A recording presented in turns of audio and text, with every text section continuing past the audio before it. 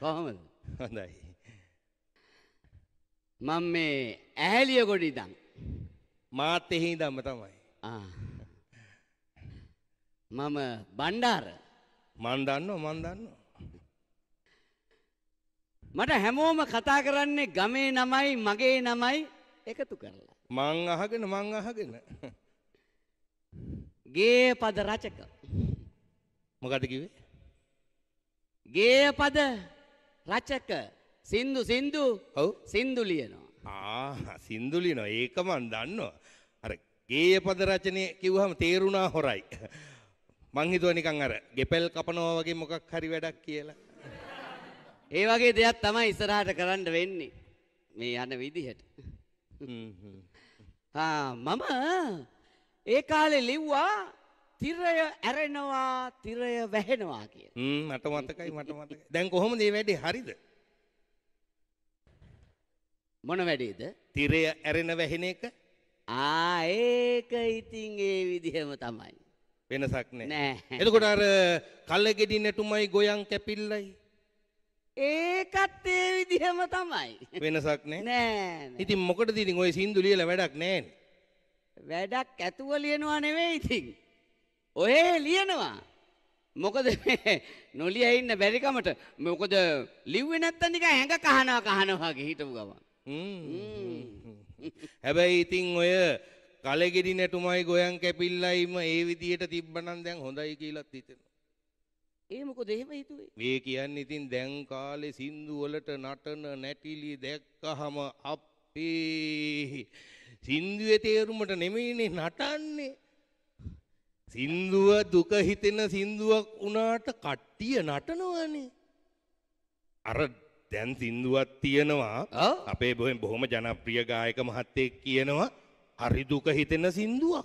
ඔහෙට කියන්න එයාගේ පවුල රට ගිහිල්ලා.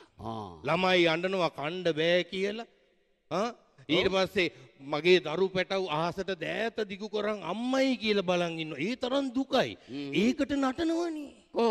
කොහොමද කියන්නේ? මේක අල්ලගන්න පොඩ්ඩක් පෙන්නන්න. එක කෑල්ලක් තියෙනවා මෙහෙම. කන්න බෑ කියයි බත් ගුලි ලොකු වැඩි කියයි. ඔන්න නැටිලි. අර මෙහෙම පෙන්වුවේ මොකද්ද? ඒ බත් ගුලිය. ලොකු එක. යකෝ පොඩි එකා කිඹුලෙක්ද? එක අතකින් ඒ නැටුම හොඳයි කියලා හිතෙනවා. ඔය මම මේ ළඟදී දැක්කනේ තව නැටුමක්. අර තියෙන්නේ කිරි වෙහෙරට මල් කැඩුවට නෙළුවට මගේ මතකේ මට සුවඳයි. ඒකට නැටුවනේ මාර නැටිල්ලක්. ඒ කොහොමද? කිරි වෙහෙරට මල් නෙළුවට මගේ මතකය මට සුවඳයි. මල් අරගෙන ගිය ඔයාට සම්මා සම්බුදු සරණයි. ඔන්න නැටිලි මෙහෙදෙනවක. පොඩක් අර කිරිවේර කොහමද? මේ තියෙන්නේ. එතකොට සම්මා සම්බුදු මේ තියෙන්නේ ඔය. අම්මේ. මමත් වතාවක් ලිව්වා හොඳ හදවතට දැනෙන ගීතයක්. මොකද්ද? දුවෙක් දීග යනකොට ඔව් තාත්තට දැනෙන හැඟීම. මොකද්ද ඒ සින්දුව? දුවේ නුඹ මගේ ප්‍රාණයයි. මේ ඇත්තට මේක තාත්තා දුවට කියපු සින්දුවක්ද? නැතුව යකෝ මං හිතන් හිටියේ මනමාලිගේ තාත්තට කියපු සින්දුවක් කියලා. මගුල? ඇයි එහෙම කියන්නේ? එකපාරක් ඔය මගුල්ගේ එකේදී ඔය ගෲප් එකක අලුත් කොල්ලෙක් බීලා සින්දුව කියපු විදිහට මං හිතුවේ මනමාලයා මේ තාත්තට කියන්නේ කියලා මනමාලිගේ. කොහොමද කිව්වේ? ඌ කිව්වේ නුඹේ දුව මගේ ප්‍රාණයයි. එහෙම කිව්වේ. ඉතින් මං හිතුවා ඌගේ ප්‍රාණයේ හින්දා තාත්තට කියන්නේ නැද්ද කියලා කෙල්ල ගැන. තමුසේ දන්නේ නැහැ ඕයි මං කරලා තියෙන දේවල් ලියලා තියෙන දේවල්. මම මොකද දන්නේ නැත්තේ? මම තරම් හොඳට තමුසේ කරලා කියලා ලියලා තියෙන දේවල් දන්න වෙන කෙනෙක් නෑ ඔය. තමුසේ කොහොමද දන්නේ? පුළුවන් නම් කියනවා බලන්න මං කරලා කියන දේවල්. තමුසේ කරපුවා? ඔව්. තමුසේ කරපුවා සේරම කිව්වොත් තමුසෙට මෙතන ඉන්න වෙන්නේ නැහැ. ඇහැලිය ගොඩට දුවන්න වෙයි. මම දන්නේ ඒවා සේරම කිව්වොත්. තමුසේ කොහොමද දන්නේ? මම නැතුව වෙන කවුදයිසි තමුස ගැන දන්නේ?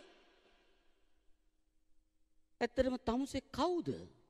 මං තමුසේගේ හේව නැල්ල. ඈ? හේවණැල්ල? ඔව්. ඔය හේවණැල්ල මට වැඩිය දිගයිනේ. නෑ ඉතින් අවසන් කාලේ ඉතින් දික් වෙනවනේ. මං කියන ඉර බැහැගෙන යනකොට මේ පැත්තට දිගටනේ පේන්නේ. ඇත්තටම අයිසේ ඔව්. මම අපි දෙන්න ගැන ලිව්වනේ සින්දුවක්. මේ අපි දෙන්න ගැන? අපි දෙන්න ගැන. ෂා. ඔව්. අපි දෙන්න ගැනමද? අපි දෙන්න ගැන විතරක් නෙවෙයි. මේ මුළු ලෝකෙම ඉන්න හැමෝම අවසාන කාලේ තමන්ගේ හෙවණැල්ලත් එක්ක කරන සංවාදය. ෂා මරුනේ ඔයි. ඇත්තටම මේ ඒ වගේ එකක් අහන්න පුළුවන් වෙයිද දැන්? බැරි කමක් නෑ. අහන්න පුළුවන්. කවුද ඕක සංගීතවත් කරලා තියෙන්නේ? අපේ රංජිත් බාලසූරිය මහත්තයා. බොහොම ප්‍රවීණෙක් වේදිකා නාට්‍යවලම සංගීත සපයන බොහොම හොඳ මිනිස්සෙක්. එතකොට කවුද ඕක කියන්නේ? කියන්නේත් සුළුපටු බඩු